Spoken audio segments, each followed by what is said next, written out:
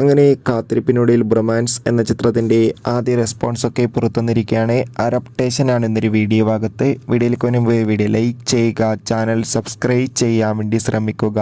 അർജുൻ അശോകൻ, മഹിമ നമ്പ്യാർ, മാത്യൂസ് എന്നൊക്കെ പ്രധാന കഥാപാത്രങ്ങളായിട്ട് ഇന്ന് റിലീസിനെത്തിയ ചിത്രമായിരുന്നു ബ്രൊമാൻസ്. എല്ലാ സിനിമാ പ്രേമികളും ഒരേപോലെ ചിത്രത്തിൻ്റെ റിലീസിനായി ഏറെ ആകാംക്ഷയോടെയായിരുന്നു കാത്തിരിക്കുന്നുണ്ടായിരുന്നത്.